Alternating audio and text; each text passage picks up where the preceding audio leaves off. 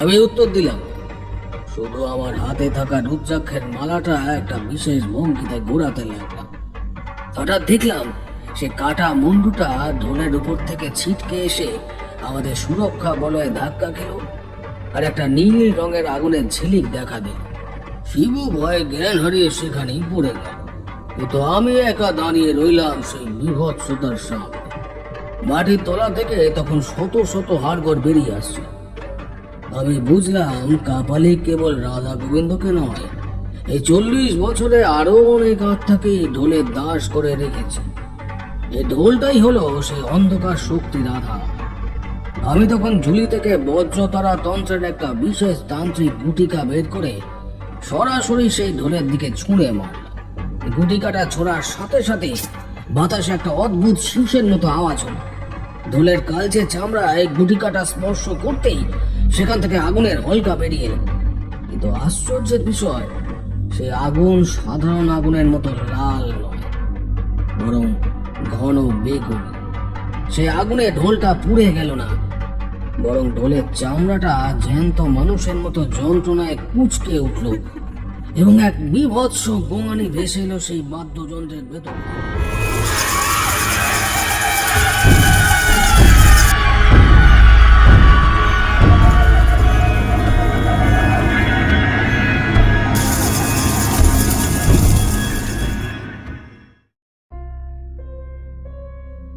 নমস্কার শ্রোতা বন্ধুরা, আপনারা শুনছেন মটলেনের আড্ডা। আমার সমস্ত শ্রোতা বন্ধুদের জানাই নতুন বছরের প্রীতি ও শুভেচ্ছা, বড়দের প্রণাম ও ছোটদের ভালোবাসা। আজ ঠাকুরমশাই যে গল্প আমাদের শোনাবেন তা ঘটে গেছে তার তান্ত্রিক জীবনের একদম শুরুর দিকে, যখন সবে মাতু পাগলি ও মধু সুন্দরী দেবীর সান্নিধ্য লাভ পেয়েছেন। তাহলে চলুন আর দেরি না করে চটপট শুনে ফেলি সেই ভয়ঙ্কর অভিজ্ঞতার কথা। আর আপনি যদি আমাদের চ্যানেলে নতুন হয়ে থাকেন তাহলে অবশ্যই চ্যানেলটি সাবস্ক্রাইব করে পাশে থাকা বেল আইকনটি প্রেস করে দিন ঠাকুরমশাইয়ের মুখ থেকে আরও নতুন ও ভয়ঙ্কর সব গল্প শোনার জন্য।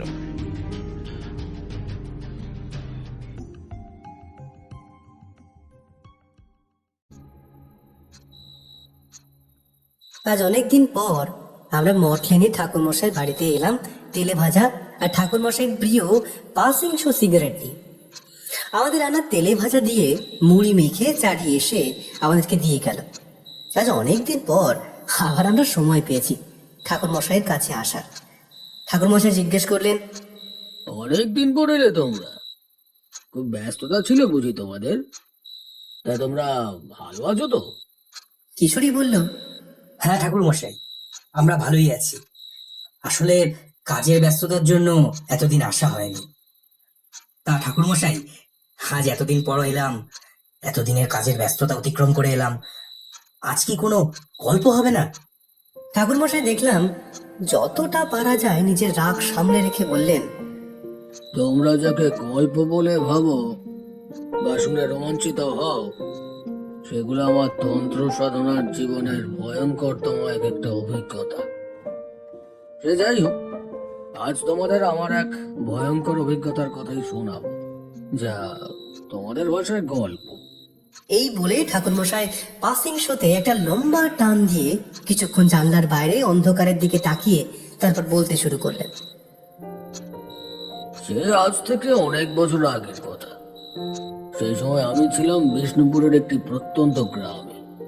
লালমাটির রাস্তা, পোড়ামাটির সব মন্দির, আহ, দেখবার মতো জায়গা বটে। বিষ্ণুপুরের সেই গ্রামে পৌঁছেই দেখলাম একটা কেমন যেন থমথমে ভাব। চারদিকে স্থাপত্যের জাঁকজমক আছে ঠিকই, কিন্তু মানুষের চোখে মুখে কোনো ঔজ্জ্বল্য নেই।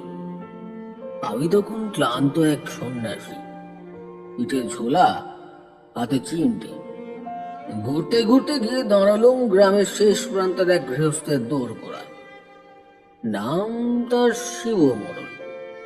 লোকটা উঠোনে বসে আনমনে কি একটা ভাবছিল।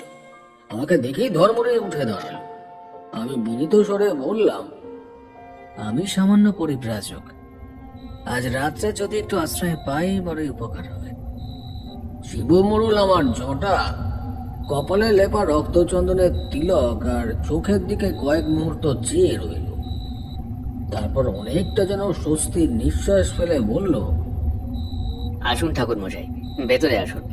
আপনি তো সাধু মানুষ, আপনার মতো গুণী লোকেরই তো এখন এই গ্রামে দরকার। ভাগ্যিস আপনি এলেন। এরপর আর কোনো কথা না বলে শিবু মোড়ল আমায় নিয়ে গিয়ে একটা পরিষ্কার বারান্দায় বসার জায়গা করে দিলেন। তড়িঘড়ি তামাক সাজিয়ে আনলেন। বাড়ির মহিলারা দরজার আড়াল থেকে আর চোখে আমায় দেখছিল। লক্ষ্য করলাম ওদের প্রত্যেকের চোখে একটা অদ্ভুত আতঙ্ক, যেন প্রতিটা মুহূর্ত ওরা কোনো অশুভ সংকেতের ইঙ্গিত পাচ্ছে। শিবু মোড়ল তামাকের পাইপটা এগিয়ে দিয়ে নিচু স্বরে বলল, ঠাকুর মশাই, এই গ্রামে ঘোর বিপদ, আপনি পারেন রক্ষা করতে। বাঁচান, বাঁচান আমাদের ঠাকুর মশাই।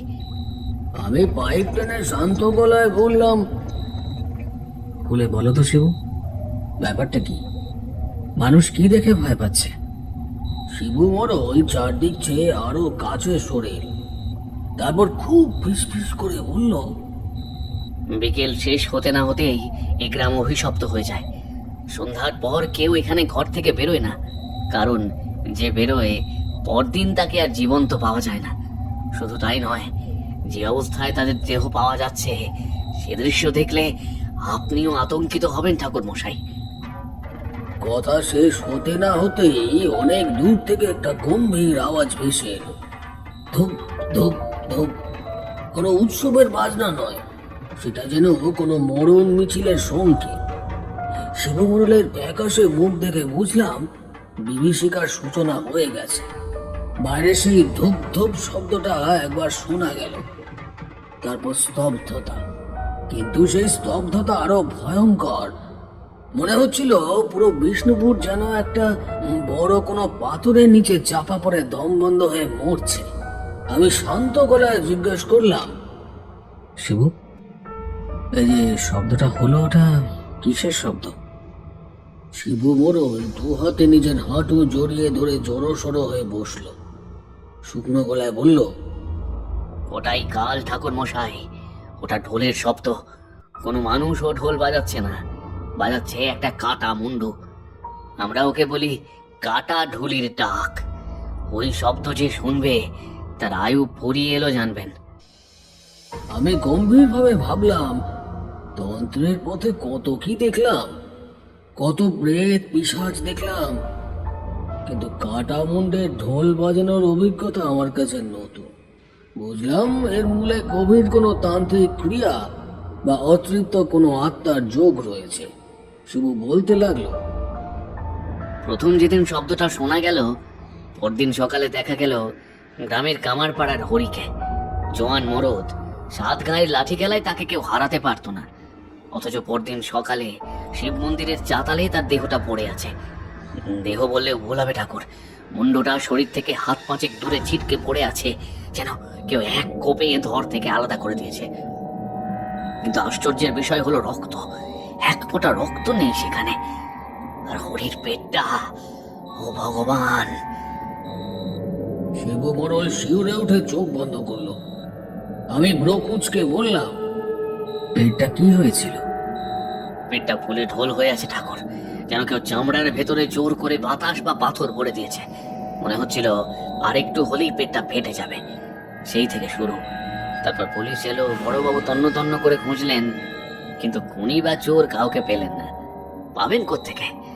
এ তো মানুষের কাজ নয়। আমি বুঝলাম ঘটনাটা যতটা সাধারণ ভাবছিলাম তার চেয়েও অনেক বেশি জটিল। ভেতরে পেট ফুলে যাওয়া, রক্তহীনতা, এগুলো কোনো নির্দিষ্ট পিশাচ সাধনার লক্ষণ হতে পারে।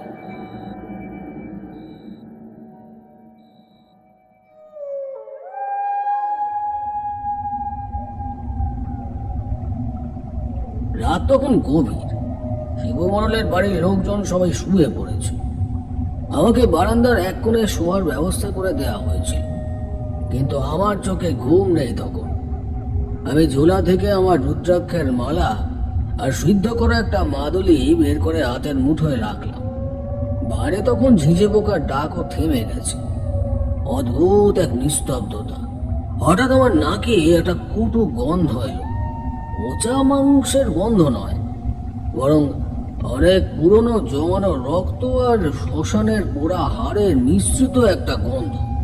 ঠিক সেই সময় আওয়াজ শব্দটা শুরু হলো। শব্দটা খুব কাছ থেকে আসছে, মনে হচ্ছে শিব মোড়লের বাড়ির ঠিক পিছনের বাঁশ বাগানটার ওপাশ থেকে। আমি আর স্থির থাকতে পারলাম না। শিব নিষেধ করেছিল ঠিকই, কিন্তু সত্য না জানলে প্রতিকার করব কি করে? আমি নিঃশব্দে খড়মজোড়া হাতে নিয়ে খালি পায়ে বারান্দা থেকে নামলাম।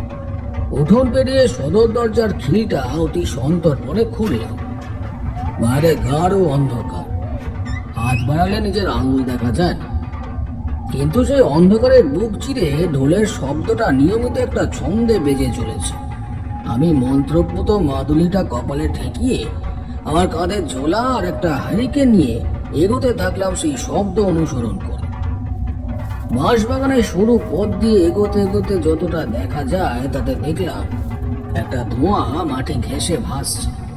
সেই ধোঁয়ার ভেতর দিয়ে আমি যা দেখলাম তাতে আমার হৃদস্পন্দন এক মুহূর্তের জন্য থমকে গেল। কিছুটা দূরে একটা পুরনো ভাঙা রাসমঞ্চের উপর একটা ছায়া বসে আছে, তার কাঁধে ঢোল ঝুলছে, আর দুটো দ্রুত গতিতে ঢোলের উপরে ওঠানামা করছে, আর তা থেকে সেই গম্ভীর শব্দটা বেরোচ্ছে। কিন্তু সেই ছায়ার ঘাড়ের ওপর কোনো মাথা নেই। যেখানে মাথা থাকার কথা সেখান থেকে শুধু ফিনকি দিয়ে ধোঁয়ার মতো কিছু একটা বেরোচ্ছে, আর তার পায়ের কাছে পড়ে আছে একটা মানুষের দেহ।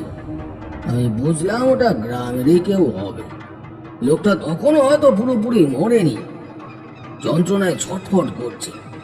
আর আমি অবাক হয়ে দেখলাম সে মুন্ডহীন ধুলির ঢোল থেকে বেরোনো প্রত্যেকটি শব্দের সাথে সাথে মাটিতে পড়ে থাকা মানুষটার পেটটা বেলুনের মতো ফুলছে, যেন প্রত্যেকটা শব্দ লোকটার ভেতরে অদৃশ্য কোনো বায়ু ঢুকিয়ে দিচ্ছে।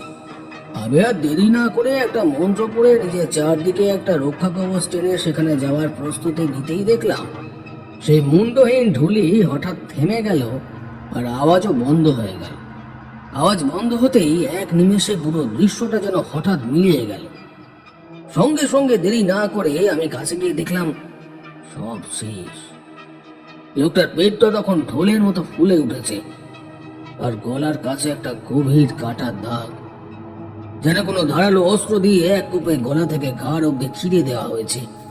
হঠাৎ পিছন থেকে একটা শুকনো পাতার শব্দ হলো। আমি ঘুরে তাকালাম, আমার রক্ত হিম হয়ে গেল। দেখিয়েছে অন্ধকারের ভেতর থেকে একজোড়া জল জলে লাল চোখ আমার দিকে তাকিয়ে আছে। সেই লাল চোখ জোড়া আমার দিকে স্থির হয়ে তাকিয়েছিল। অন্ধকারের বুক চিরে যেন দুটো জ্বলন্ত অঙ্গার জ্বলছে।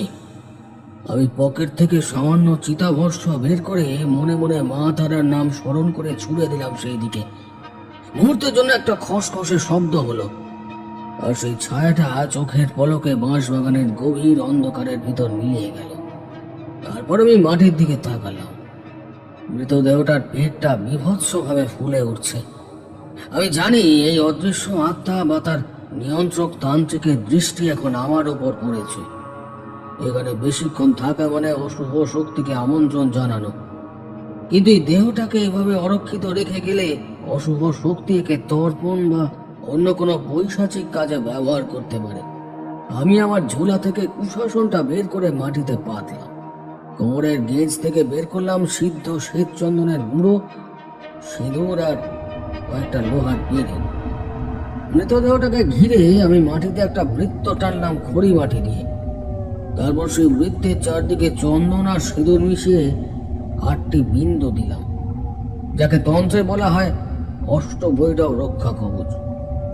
পকেট থেকে একটা ছোট্ট ভোজালি বের করে আমি নিজের বাঁ হাতে তর্জনীর আঙুল সামান্য ছিঁড়ে 1 ফোঁটা রক্ত সেই সিঁদুরের ওপর দিলাম। তারপর চোখ বুজে জপ শুরু করলাম। জপ করতে করতে আমি অনুভব করলাম চারদিকের বাতাস যেন হঠাৎ স্থির হয়ে গেল। হাতে লোহার পেরেকগুলো নিয়ে আমি ওই বৃত্তের 4 কোণে পুঁতে দিলাম। একে বলা হয় স্তম্ভন। এর ফলে কোনো অশুভ শক্তি বা প্রেতাত্মা ওই বৃত্তের ভেতর প্রবেশ করে দেহটিকে আর বিকৃত করতে পারবে না। ক্রিয়া শেষ করে আমি অনুভব করলাম এক প্রবল ক্লান্তি, কিন্তু হাতে সময় নেই। দ্রুত পায়ে শিবু মোড়লের বাড়িতে ফিরে এলাম।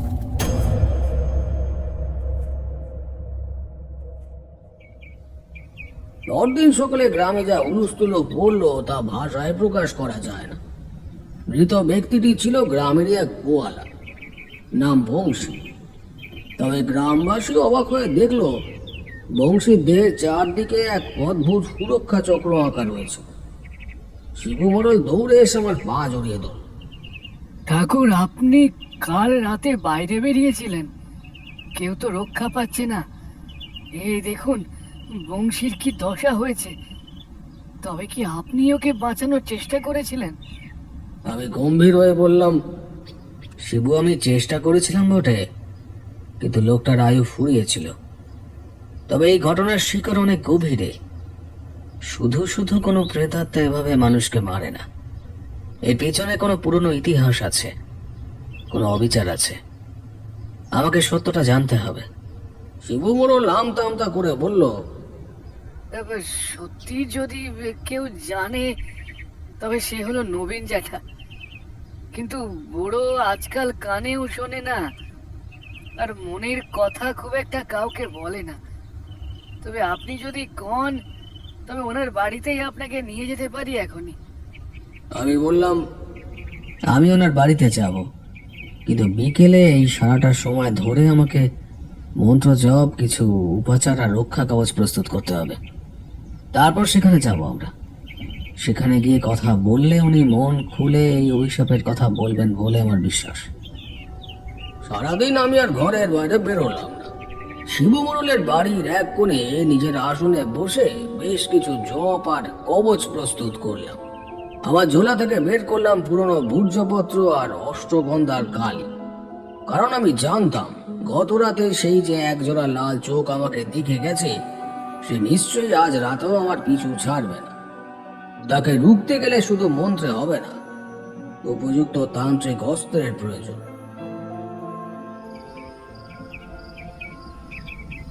বিকেলে শিবু মোড়লের সাথে হাজির হলাম নবীন জ্যাঠার বাড়িতে। তার বয়স 90-এর কোঠায়। আমি আর শিবু মোড়ল তার কাছে আসার কারণ বললে প্রথমে তিনি কিছুই বলতে চাননি। তারপর আমরা তাকে অনেক বোঝানোর পর তিনি তামাকে ধোঁয়া ছাড়তে ছাড়তে কাঁপা কাঁপা কণ্ঠে সেই ভয়ঙ্কর পুরনো স্মৃতির ঝুলে খুললেন। ঠাকুর, আপনি যখন এত করে জানতে চাইছেন তবে বলি, আমি তো সেখানে ছিলাম না ঠাকুর। তবে ওই ডাকাতদের দলে এক ছোকরা ছিল, ওর নাম ছিল নিবারণ। ওই নিবারণ পাপ বেশি দিন সইতে না পেরে দল ছেড়ে পালিয়ে গেছিল। মরার আগে আমার বাবার কাছে ও কবুল করেছিল ওই রাতের কথা। নবীন জ্যাঠার কথা শুনে আমার মনে ঠিক একটা প্রশ্ন জেগেছিল। আমি ওনার চোখের দিকে তাকিয়ে একটু ঝুঁকে বসলাম। জিজ্ঞাসা করলাম, তা জ্যাঠা, গ্রামের মোড়ল থাকতে নিবারণ ডাকাত মরার আগে আপনার বাবার কাছেই কেন সব কবুল করলো? গ্রামের মাতব্বর বা পুলিশের কাছে তো যেতে পারতো। নবীন জ্যাঠা একটা দীর্ঘশ্বাস ফেললেন। তার চাউনিটা যেন অনেক গভীরে চলে গেল। তিনি বললেন, ঠাকুর, আমার বাবা ছিলেন এই অঞ্চলের নামকরা কবিরেজ। আর নিবারণ যখন ওই ডাকাত দল ছেড়ে পালিয়ে আসে তখন ওর সারা শরীরে বাসা বেঁধেছিল এক অসাধ্য ব্যাধি। লোকে বলতো ডাকিনী সাপ। ওর সারা গায়ে পচন ধরে গেছিল, আর রাতের বেলা ও যন্ত্রণায় চিৎকার করত। গ্রামের লোক ওকে দেখলেই পাথর ছুঁড়ে মারত। আর এই মোড়ল, ও তো ওকে দুচ্ছাই করে গ্রামেই ঢুকতে দেয়নি। জ্যাঠা একটু থেমে আবার বলতে লাগলেন, আমার বাবা দয়া করে ওই নিবারণকে শ্মশানের ধারে একটা ভাঙা চালা ঘরে আশ্রয় দিয়েছিলেন। শেষ কটা দিন বাবাই ওকে ওষুধ আর জল দিতেন। নিবারণ বুঝেছিল ওর সময় শেষ, আর ওই পৈশাচিক পাপের বোঝা নিয়ে মরলে ওর আত্মা কোনোদিন মুক্তি পাবে না। সেই সেই কৃতজ্ঞতা থেকেই ও বাবার কাছে সব ওগরে বলে দিয়েছিল। ও ও বলেছিল, কবিরাজ মশাই, এই ঘটনা মোড়লকে বললে সে আমায় পুলিশের হাতে দিত, কিন্তু কিন্তু আপনি আমায় মানুষ হিসেবে দেখেছেন, তাই তাই এই অভিশপ্ত কথা শুধু আপনাকেই বলে যাচ্ছি। নবীন জ্যাঠা কিছুক্ষণ থেমে আবার বলতে শুরু করলেন। এই ঘটনা শুরু আজ থেকে প্রায় বছর 40 আগে। তখন এই অঞ্চলে বর্গি না থাকলেও ডাকাতদের বড় উপদ্রব ছিল। এই বিষ্ণুপুরের সীমানায় একবার এক বিখ্যাত কীর্তনিয়া আসছিলেন। ওর নাম ছিল রাধা গোবিন্দ মিশ্র। ওর গলার গান আর ঢোলের বায়া যে কাউকে মুগ্ধ করে দিত। ও ঢোল বাজিয়ে এক জমিদারের আসর থেকে রাতে ফিরছিল। সেই রাতে একদল ডাকাত ওকে ধরে। ওই ওই লোকটার কাছে কিন্তু খুব বেশি কিছু ছিল না, কিন্তু ডাকাতদের দলে ছিল এক ভয়ঙ্কর তান্ত্রিক। সে নাকি সিদ্ধি লাভ করার জন্য এমন একজনের বলি চাইছিল যার সুরের উপর অধিকার আছে, আবার যাতে ব্রাহ্মণ। ওই বেটা কাপালিকের নির্দেশে ডাকাতরা রাধা গোবিন্দকে বন্দি করে এই শ্মশানতলার মন্দিরে নিয়ে যায়। তারপর সেখানেই ঘটে ওই পৈশাচিক কাণ্ড। নবীন জ্যাঠা এত অব্দি বলে একটু থামলেন। তার গোলাটে চোখ দুটো যেন সেই পুরনো দৃশ্য দেখতে পাচ্ছিল। আমি উৎসুক হয়ে জিজ্ঞেস করলাম, কি ঘটেছিল? ওরা রাধা গোবিন্দকে বলি দেয়, কিন্তু কিন্তু সেই বলি কোনো সাধারণ বলি নয় ঠাকুর। ওই ওই তান্ত্রিক মন্ত্র পড়ে রাধা গোবিন্দের মাথাটা ওর নিচের ঢোলের উপর রেখেই তলোয়ারে এক কোপে উড়িয়ে দিয়েছিল। বলা হয় মরার ঠিক আগ মুহূর্তেও নাকি রাধা গোবিন্দ ঢোল বাজাচ্ছিলেন। ওর মাথাটা ওটা নাকি ঢোলের ভেতরেই রয়ে গেছিল। ডাকাতরা ঢোলটা সহ দেহটা ছোপে ফেলে পালায়। প্রথম কয়েক মাস তো সব শান্ত ছিল, কিন্তু তারপর থেকেই শুরু হলো উপদ্রব। আশ্চর্যের ব্যাপার হলো ওই ডাকাত দলকে তারপর থেকে আর দেখা যায়নি। এক রহস্যের মতো ওরা যেন হারিয়ে যায়, কিন্তু ওই অভিশাপ ওটা রয়ে গেছিল। ঠাকুর, পাপ কখনো থাকে না গো, ধর্মের কল বাতাসে নড়ে।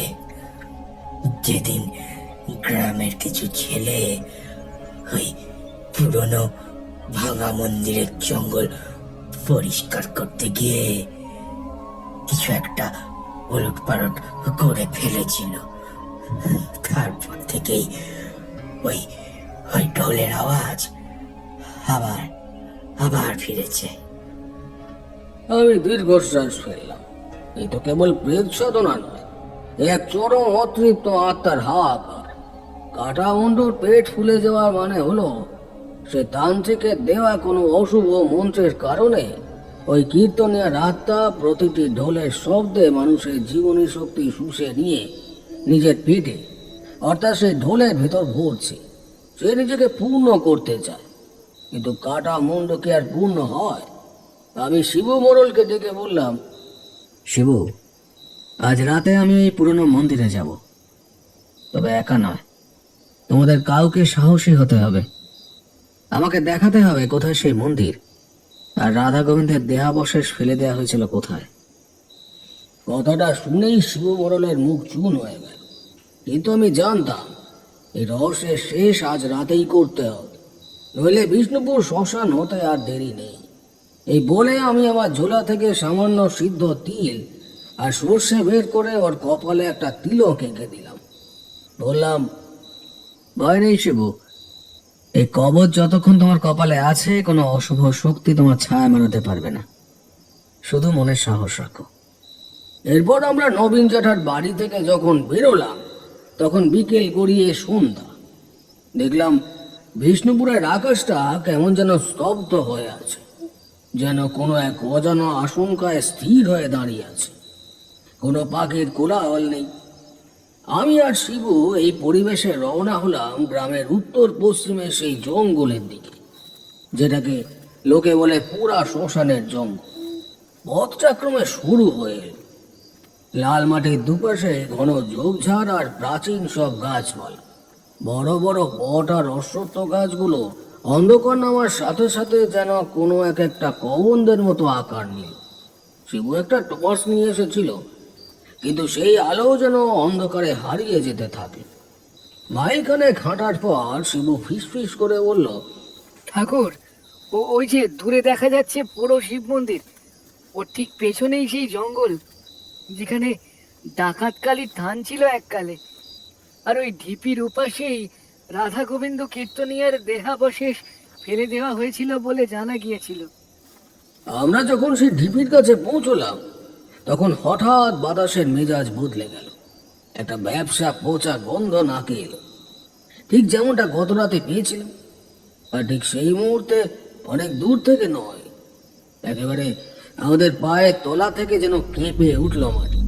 সেই অভিশপ্ত ঢোলের শব্দ, কিন্তু এবার তা অনেক বেশি স্পষ্ট, অনেক বেশি আক্রমণাত্মক। শিবু আর্তনাদ করে আমার হাত চেপে ধরল। আমি দেখলাম ঝোপের আড়াল থেকে একটা কুয়াশার কুণ্ডলি পাকিয়ে উঠছে। সেই কুয়াশার ভেতর দিয়ে ধীরে ধীরে ফুটে উঠল একটা বীভৎস দৃশ্য। দেখলাম মাটির বুক ছেড়ে উঠে আসছে একটা ছায়াময় অবয়ব। তার পরনে ছেঁড়া কীর্তনিয়ার পোশাক, কাঁধে ঝুলছে একটা প্রকাণ্ড ঢোল, কিন্তু সেই অবয়বের ঘাড়ের উপর কোনো মাথা নেই। তার বদলে ঢোলের ঠিক উপরের দিকে একটা কাটা মুন্ড বসানো আছে। মুন্ডুটা চোখ দুটো থেকে লাল আভা বেরোচ্ছে, আর তার মুখটা দিয়ে লালা ঝরছে। সেই মুন্ডুটা নিচে দেখে ঢোলের তালের সাথে বিড়বিড় করে মন্ত্রের মতো কিছু আউড়ে চলেছে। আমি বুঝলাম এটাই সেই নাদ বলে শিকার রাধা গোবিন্দ। কিন্তু সে একা নয়। ঢোলের শব্দের সাথে সাথে বাতাসের কম্পন এমন তীব্র হলো যে আমাদের কানের পর্দা ফেটে যাওয়ার উপক্রম হলো। আমি দেখলাম কুয়াশার আড়াল থেকে আরো এক জোড়া লাল চোখ আমাদের দিকে এগিয়ে আসছে।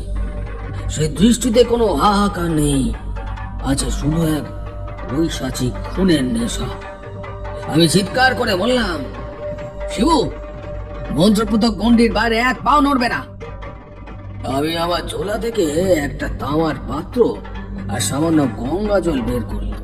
তারপর দ্রুত হাতে মাটির উপর একটা ত্রিকোণ যন্ত্র অঙ্কন করলাম আঙুল দিয়ে। হাতের কুশাসনটা পেতে বসে পড়ে জব শুরু করলাম। মুহূর্তের মধ্যে সেই মুন্ডওয়ালা ঢুলি আমাদের দিকে ধেয়ে এলো। ঢোলের আওয়াজটা তখন চিৎকারে পরিণত হয়েছে। প্রতিটি শব্দের সাথে সাথে আমি অনুভব করলাম আমার শরীরের ভেতর থেকে জীবনী শক্তি যেন কেউ কেউ ছিঁড়ে নিতে চাইছে। আমি দাঁতে দাঁত চিপে মন্ত্রের জোর বাড়ালাম। হঠাৎ সেই অন্ধকারের ভিতর থেকে এক গম্ভীর কণ্ঠস্বর ভেসে এলো। আমি বুঝতে পারলাম সেই কাপালিকের কণ্ঠস্বর। কে তুই? আমার তর্পণ বিঘ্নিত করিস না। এই নাদের সাধনা সম্পূর্ণ হলে আমি অমরত্ব পাব। যে প্রেত দেহে বা কোনো তান্ত্রিক বন্ধনে আজ ওই অতৃপ্ত আত্মাকে নিয়ন্ত্রণ করছে। আমি উত্তর দিলাম, শুধু আমার হাতে থাকা রুদ্রাক্ষের মালাটা একটা বিশেষ ভঙ্গিতে ঘোরাতে লাগলাম। হঠাৎ দেখলাম সে কাটা মুন্ডুটা ঢোলের উপর থেকে ছিটকে এসে আমাদের সুরক্ষা বলয়ে ধাক্কা খেল, আর একটা নীল রঙের আগুনের ঝিলিক দেখা দিল। শিবু ভয়ে জ্ঞান হারিয়ে সেখানেই পড়ে গেল। কিন্তু আমি একা দাঁড়িয়ে রইলাম সেই বিভৎসতার সামনে। মাটির তলা থেকে তখন শত শত হাড়গড় বেরিয়ে আসছে। আমি বুঝলাম কাপালি কেবল রাধা গোবিন্দকে নয়, এই 40 বছরে আরো অনেক আত্মাকে ঢোলের দাস করে রেখেছে। এই ঢোলটাই হলো সেই অন্ধকার শক্তির আধার। আমি তখন ঝুলি থেকে বজ্রতারা তন্ত্রের একটা বিশেষ তান্ত্রিক গুটিকা বের করে সরাসরি সেই ঢোলের দিকে ছুঁড়ে মারলাম। গুটিকাটা ছোড়ার সাথে সাথে বাতাসে একটা অদ্ভুত শীষের মতো আওয়াজ হলো। ঢোলের কালচে চামড়ায় গুটিকাটা স্পর্শ করতেই সেখান থেকে আগুনের হলকা বেরিয়ে এলো। কিন্তু আশ্চর্যের বিষয়, সেই আগুন সাধারণ আগুনের মতো লাল নয়, বরং ঘন বেগুনি। সে আগুনে ঢোলটা পুড়ে গেল না, বরং ঢোলের চামড়াটা জ্যান্ত মানুষের মতো যন্ত্রণায় কুঁচকে উঠল এবং এক বিভৎস গোঙানি ভেসে এলো সেই বাদ্যযন্ত্রের ভেতর থেকে। কাটা মুন্ডুটা তখন মাটি থেকে নিজেকে তুলে আবার বাতাসে ভাসতে শুরু করেছে। তার লাল চোখ দুটো এখন রাগে জ্বলছে। সে অস্ফুট স্বরে কি যেন উচ্চারণ করলো, আর সাথে সাথে চারদিকে সেই হাড়গড়গুলো একে অপরের সাথে জুড়ে গিয়ে 4-5টা কঙ্কাল মূর্তি তৈরি করলো। তারা যান্ত্রিকভাবে আমার দিকে এগোতে লাগলো। আমি বুঝলাম কাপালিক এখন তার শেষ বাজি খেলছে। সে শুধু রাধা গোবিন্দকে নয়, প্রকৃতির এই নির্জনতাকে নিজের বশ করে নিয়েছে। আমি চেঁচিয়ে বললাম, কাল ভৈরব, তুই যে তর্পণের কথা বলছিস তা ব্রহ্ম হত্যার পাপে কলঙ্কিত। সুরের বলি দিয়ে কোনোদিন অমরত্ব হয় না, কেবল পৈশাচিক প্রেতাত্ম হওয়া যায়। সাহস থাকলে সামনে আয়। অন্ধকারের ভেতর থেকে সেই অট্ট হাসি আবার ফিরে এলো। তোর সাহস তো কম নয় তান্ত্রিক। আজ এই অকাল বোধনের রাতে তুই নিজেই হবি আমার শেষ আহুতি। রাধা গোবিন্দের ঢোল তৃষ্ণার্ত। তোর ভেতরে যে বায়ু আছে তা তোকে গ্রাস করবে। হঠাৎ সেই কঙ্কালগুলো আমার তৈরি ত্রিকোণ যন্ত্রের উপর ঝাঁপিয়ে পড়ল। আমার কবচ আর গুন্ডি তাদের বাধা দিচ্ছিল ঠিকই, কিন্তু তাদের সংখ্যা আর গায়ের জোর ক্রমেই আমার মন্ত্র শক্তিকে ম্রিয়মান করে দিচ্ছিল। আমি অনুভব করলাম আমার পেটের ভেতর সেই চিরপরিচিত অস্বস্তিটা আবার দানা বাঁধছে। বায়ু চাপে আমার নাড়ি ভুড়ি যেন উলট পালট হয়ে যাচ্ছে। আমি জানতাম এই মারণ বায়ু যদি একবার হৃৎপিণ্ড অব্দি পৌঁছয়, তবে আমার অবস্থা ওই বংশী গোয়ালার মতোই হবে। আমি তখন একটা ছোট শঙ্খ বের করলাম। এটা সাধারণ শঙ্খ নয়, শ্মশানের এক সিদ্ধ তান্ত্রিকের দেয়া উপহার। আমি বড় একটা নিঃশ্বাস নিয়ে সেই শঙ্খে ফুঁ দিলাম। শঙ্খের সেই পবিত্র ধ্বনি আর ঢোলের সেই পৈশাচিক আওয়াজ দুয়ে মিলে এক তুমুল নাদ যুদ্ধ শুরু হলো। শঙ্খের আওয়াজ প্রতিধ্বনিত হওয়ার সাথে সাথেই সেই কঙ্কালগুলো বালির বাঁধের মতো ভেঙে পড়তে লাগলো। কাটা মুন্ডুটা যন্ত্রণায় চিৎকার করে উঠল। কিন্তু ঠিক সেই সময় বনের গভীর থেকে এক ছায়াময় দীর্ঘকায় মূর্তি বেরিয়ে এলো। তার হাতে একটা প্রকাণ্ড খড়গ, ওর গলায় মানুষের করটির মালা। সেই হলো কাল ভৈরব কাপালি। তার শরীরটা মৃতদেহের মতো ফ্যাকাশে, কিন্তু চোখের মনি দুটো যেন নরকের আগুন। সে রাগে গড় গড় করে উঠল। আমার 40 বছরের সাধনা তুই এক মুহূর্তে ধুলোয় মিশিয়ে দিবি। এই ঢোল হলো আমার প্রাণের আধার, একে স্পর্শ করার সাধ্য তোর নেই। এই বলে সেই কাল ভৈরব কাপালিক তার খড়গ উঁচিয়ে আমার দিকে ধেয়ে এলো। কিন্তু সে জানতো না আমি শুধু মন্ত্রে বিশ্বাসী নই, উপস্থিত বুদ্ধিতেও পারদর্শী। আমি আমার হাতের সেই সিদ্ধ গুটিকা আগুনে জ্বালিয়ে চারিদিকে ছড়িয়ে দিলাম। মুহূর্তের জন্য কাপালিকের দৃষ্টি ঝাপসা হয়ে গেল। সেই সুযোগে আমি শিবর জ্ঞানহীন দেহটা টেনে নিয়ে গিয়ে মন্দিরের সেই পুরনো হাড়ি কাঠের আড়ালে রাখলাম। আমি লক্ষ্য করলাম কাপালিক সরাসরি আক্রমণ না করে বারবার সেই ঢোলটা সুরক্ষা বলায় তৈরি করার চেষ্টা করছে। তার মানে নবীন জ্যাঠার কথাই ঠিক, কাপালিকের মূল প্রাণ শক্তি ওই ঢোলের ভিতরেই বন্ধ। কিন্তু এই ঢোলটি সাধারণ কোনো বাদ্যযন্ত্র নয়, ওটি এখন রাধা গোবিন্দের মাথা আর শরীরের অংশ দিয়ে তৈরি এক জৈবিক যন্ত্র। আমি মনে মনে মা তারা ধ্যান করলাম। হঠাৎ আমার চোখে পড়লো মন্দিরের ধসে পড়া চাতালে একটা ফাটল। ফাটল দিয়ে হালকা লালচে আলো বেরোচ্ছে। ওটাই কি তবে সেই গোপন পুকুরি যেখানে রাধা গোবিন্দকে বলি দেওয়া হয়েছিল?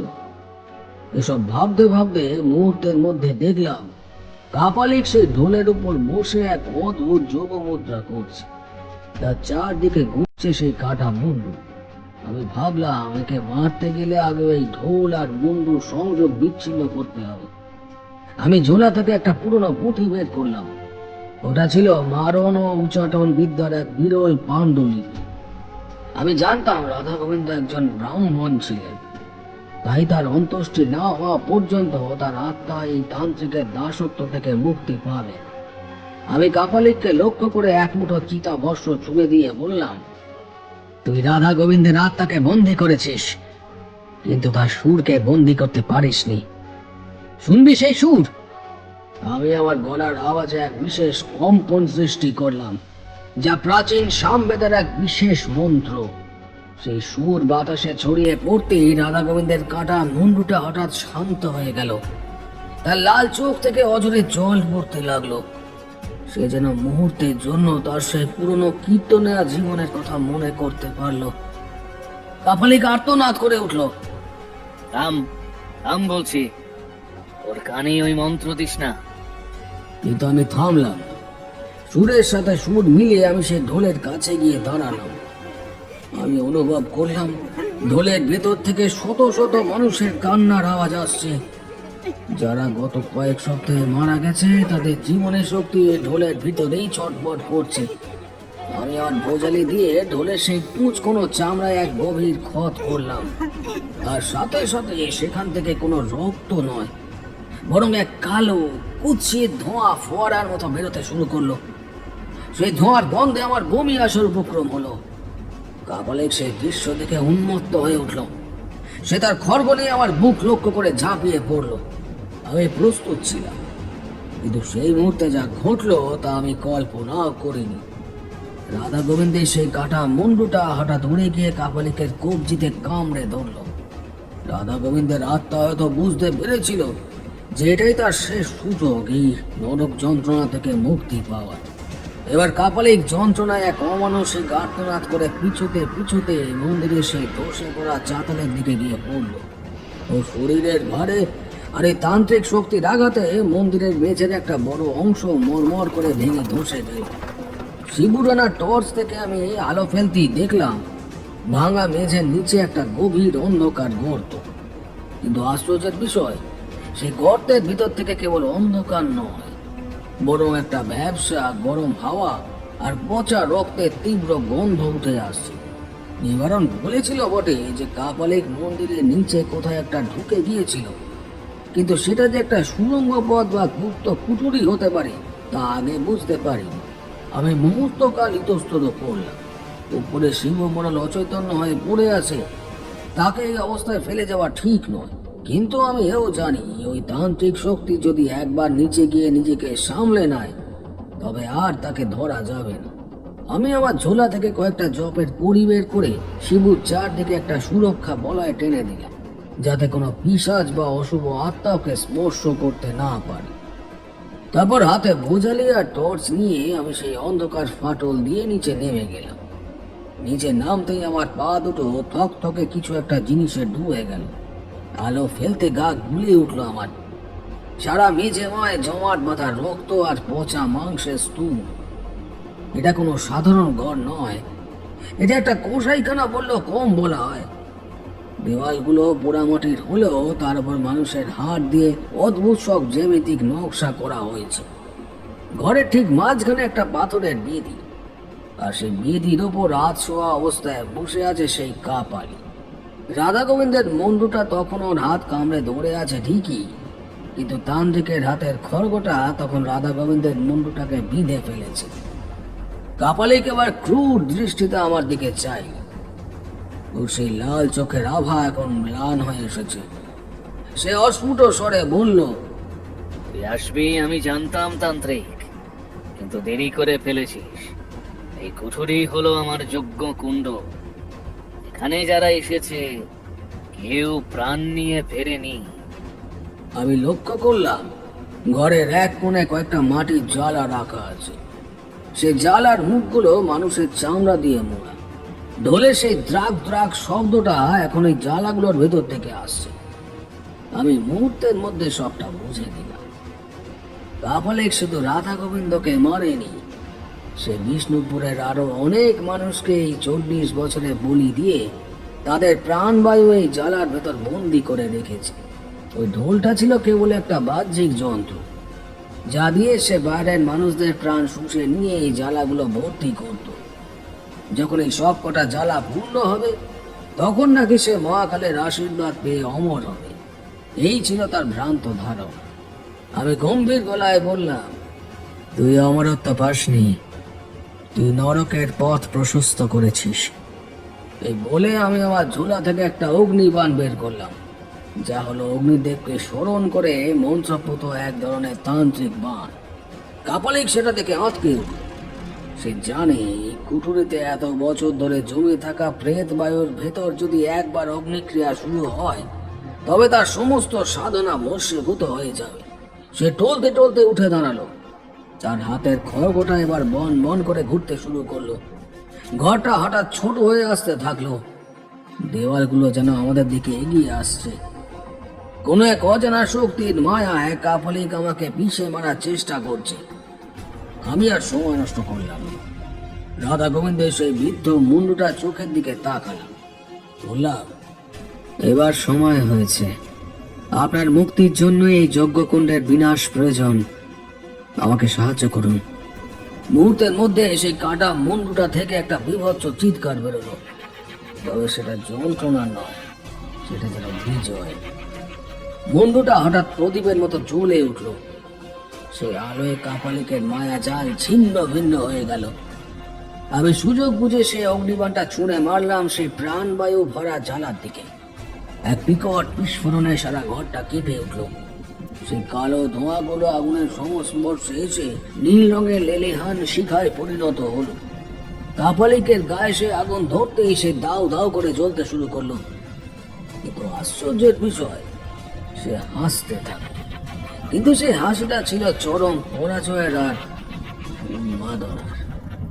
আমি কোনো ক্রমে সেই জ্বলন্ত কুঠুরি থেকে উপরের দিকে উঠতে শুরু করলাম। পিছন থেকে ভেসে আসছে রাধা গোবিন্দের কীর্তনের সুর। তবে এবার তাতে কোনো হাহাকার নেই, আছে এক পরম তৃপ্তি।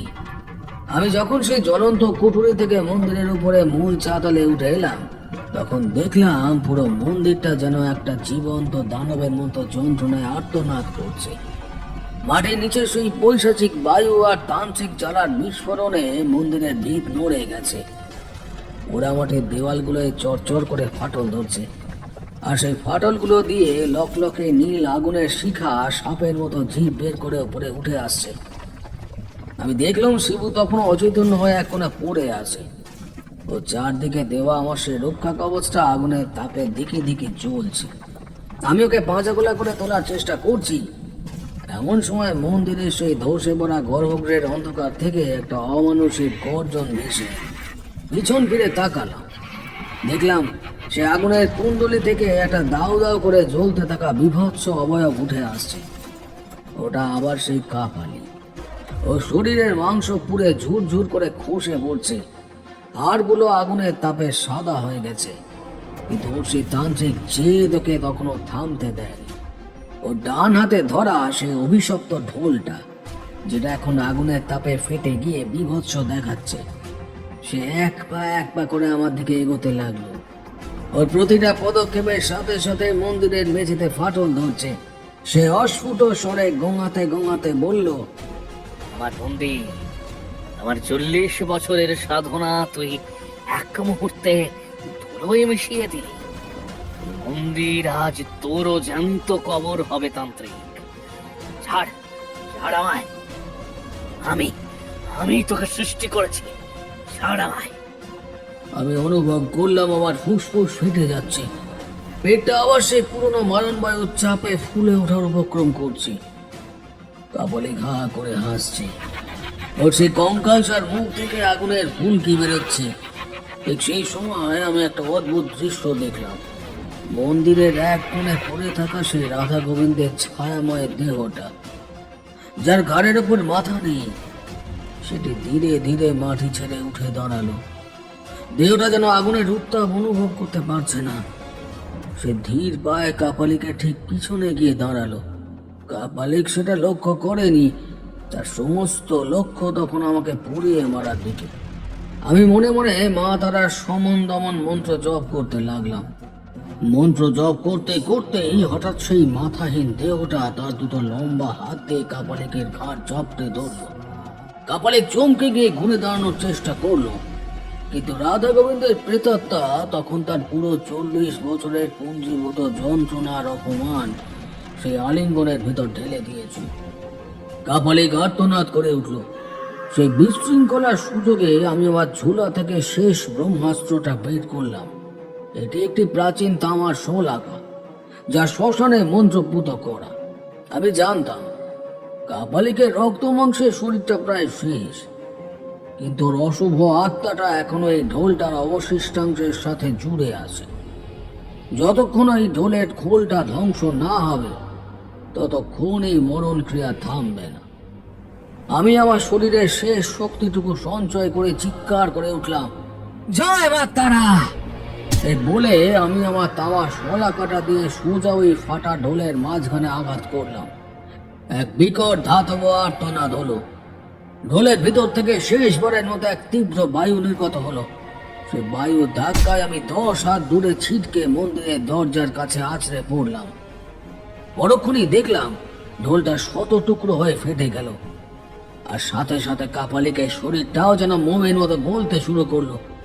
রাধা গোবিন্দের মাথাহীন দেহ আর কাপালিকের জ্বলন্ত অবয়ব দুটো মিলেমিশে একাকার হয়ে সে আগুনের গর্তের ভিতর পড়ে গেল।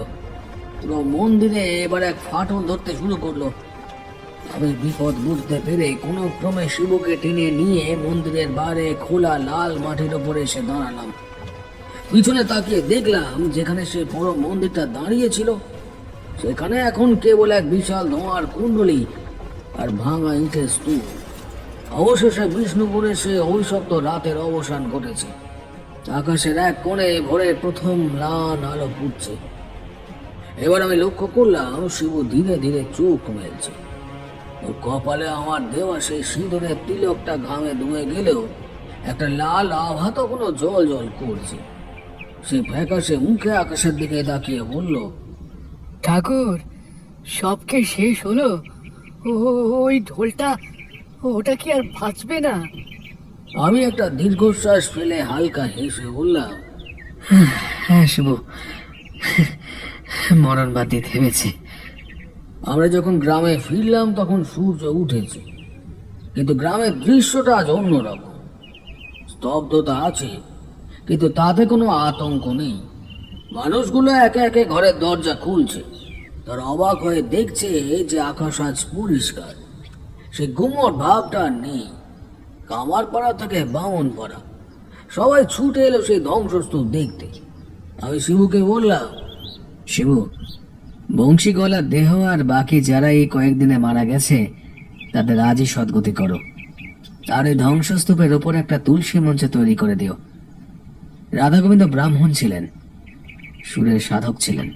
তার অতৃপ্ত আত্মা আজ মুক্তি পেয়েছে, কিন্তু ওই মাটি যেন আর কোনোদিনও অশুভের স্পর্শ না পায়।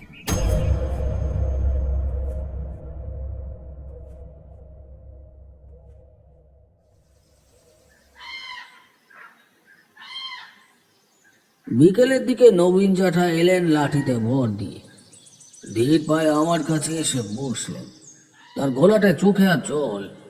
তিনি বললেন, ঠাকুর, তুমি তুমি আমাদের বাঁচালে ঠাকুর। নিবারণ নিবারণ ডাকাত আজ আজ শান্তি পেল, আজ শান্তি পেল। ও ও বলে গিয়েছিল কেউ একজন আসবে, এই এই বিষবৃক্ষ উপড়ে ফেলবে। ঠাকুর, তুমি আমাদের বাঁচালে, ভগবান।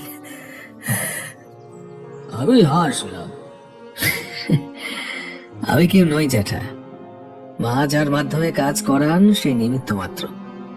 তবে মনে রাখবেন, সুর আর সাধনা যদি লোভের বশ হয় তবে তা বিষ হয়ে দাঁড়ায়। রাধা গোবিন্দের ঢোল সেটা প্রমাণ করে দিল। সারা রাত গ্রামে আজ কীর্তন হলো। সে চেনা হরি নাম, সেই খোল করতালের শব্দ। কোনো পৈশাচিক অট্টহাসি নেই, কোনো মানুষের পেট আর কোনো অভিশাপে ফুলে উঠছে না। বিষ্ণুপুর যেন আবার তার হারানো প্রাণ ফিরে পেল। পরদিন সকালে বিষ্ণুপুরের আকাশে এক অদ্ভুত উজ্জ্বলতা দেখলাম। মল্ল রাজাদের সেই প্রাচীন পোড়ামাটির মন্দিরগুলোর গায়ে ভোরে রোদ্দুর পড়ে মনে হচ্ছিল যেন সোনার জল ঢালা হয়েছে। শিবু মোড়ল আর গ্রামের মাতব্বরেরা আমায় কিছুতেই ছাড়তে চাইছিল না।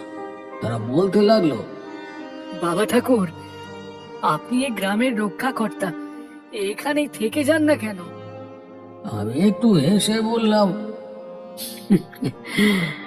আমাদের সাধকদের কোনো ঠিকানা থাকে না। মায়ের কাজ শেষ হয়েছে, এবার আমাকে মায়ের অন্য কোনো আহ্বানে সাড়া দিতে হবে। গ্রামের মহিলারা একতলা ফুল আর মিষ্টি নিয়ে এলো। নবীন জ্যাঠা তাঁর জীর্ণ লাঠিটা ঠক ঠক করতে করতে এগিয়ে এসে আমার হাত জোর করে প্রণাম করলেন। তাঁর সেই ঘোলাটে চোখে আমি এক ধরনের তৃপ্তি দেখতে পাচ্ছিলাম। নিবারণ ডাকাতের সেই 40 বছরের পাপের বোঝা আজ সত্যি হালকা হয়েছে। আমি আমার ঝোলাটা কাঁধে তুলে নিলাম। শ্মশানতলার সেই ভাঙা মন্দিরের পথটা দিয়ে যখন শেষবারের মতো হাঁটছি, দেখলাম গ্রামের কিছু যুবক মিলে সে ধ্বংসস্তূপ পরিষ্কার করছে। সেখানে একটা তুলসী মঞ্চ করার কাজ শুরু হয়ে গেছে। আমি লক্ষ্য করলাম মন্দিরের সেই মাটির নিচের ফাটলটা গ্রামবাসীরা পাথর আর সিমেন্ট দিয়ে ভরাট করে দিয়েছে। অশুভের সেই দ্বার আজ চিরতরে রুদ্ধ। জঙ্গলটা পাড়ার সময় হঠাৎ আমার মুখটা একটু কেঁপে উঠল। সে পরিচিত চন্দন আর রজনীর গন্ধটা আবার পেলাম। আমি একবার থমকে দাঁড়ালাম। বাতাসের ঝাপটায় একটা মৃদু সুর ভেসে এলো আমার কানে। না, কোনো কর্কশ ঢোলের শব্দ নয়, বরং কোনো কীর্তনে আর খোল আর মন্দিরের ঘন্টা ধ্বনি। মনে হলো রাধা গোবিন্দ যেন বিদায় জানাচ্ছে। তার আত্মা আজ মুক্ত, তার সুর আজ আকাশের অনন্ত নীলে মিশে গেছে। এরপর আমি যখন বিষ্ণুপুর স্টেশনের দিকে পা বাড়িয়েছি, তখন হঠাৎ ঝোলা থেকে কিছু একটা পড়ে গেল। নিচু হয়ে দেখলাম সে পৈশাচিক ঢোলের একটা ছোট্ট ভাঙা টুকরো আমার ঝোলায় কোনোভাবে ঢুকে গিয়েছিল। ওটা ছিল সেই আম কাঠার একটা টুকরো, যার গায়ে আজও রক্তের দাগ লেগে আছে। আমি টুকরোটা হাতে নিয়ে কিছুক্ষণ তাকিয়ে রইলাম। ভাবলাম ফেলে দিই, কিন্তু তক্ষুনি আমার মনে হলো অশুভকে পুরো শেষ করা যায় না, তাকে কেবল অবদমিত করা যায়। এই টুকরোটা যেন আমায় মনে করে দিচ্ছে যে পৃথিবীতে সুরের পাশাপাশি অসুরও থাকে। আমি সেই টুকরোটা রেল লাইনের ধারের একটা গভীর ঝোপের ভেতর ছুঁড়ে ফেলে দিলাম। ট্রেনে ওঠার আগে শেষবার বিষ্ণুপুরের সেই দিগন্তের দিকে তাকালাম। লাল মাটির ধুলো উঠছে। মনের ভিতর এক বিচিত্র অনুভূতি নিয়ে আমি সিটে গিয়ে বসলাম। সামনেই নতুন কোনো যাত্রা, নতুন কোনো রহস্যের ডাক।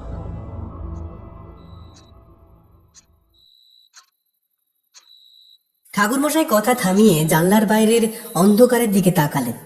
তারপর মৃদু স্বরে বললেন, বুঝলে তোমরা, বিষ্ণুপুর আমায় শিখিয়েছিল যে সুর শুধু আনন্দ দেয় না, সুর কখনো কখনো মরণও ডেকে আনতে পারে যদি তার চালক হয় অশুভ কোনো শক্তি। রাধা গোবিন্দের সেই ঢোল হয়তো আজ আর নেই, কিন্তু মানুষের লোভ আর পৈশাচিক লালসা তো আজও আছে, তাই সাবধান থাকা প্রয়োজন। আমি মন্ত্রমুগ্ধের মতো ঠাকুর মশাইয়ের দিকে তাকিয়ে রইলাম। তার চিবুকের সাদা দাড়ি আর সেই রহস্যময় চাহনি আমায় এক অন্য জগতে নিয়ে গিয়েছিল। এবার ঠাকুরমশাই একটা নতুন পাসিং শো ধরালেন। ধোঁয়ার কুণ্ডলিটা ঘরের কোণে একটা ছায়ার মতো কুণ্ডলি পাকিয়ে ভাসতে লাগলো। বাইরে তখন ঝিঁঝি পোকার ডাক ছাপিয়ে যেন কোনো সুদূর থেকে একটা অস্পষ্ট ঢোলের শব্দ আসছে। নাকি ওটা আমার মনের ভুল? ঠাকুরমশাই মুচকি হাসলেন। সেই হাসিতে ছিল এক গভীর সত্যের স্পর্শ। আর আমার মনে তখন এক গানের সুর বাজতে লাগলো। মনে হলো অনেক দূর থেকে কোনো এক গভীর কণ্ঠ ক্ষীণ স্বরে গাইছে।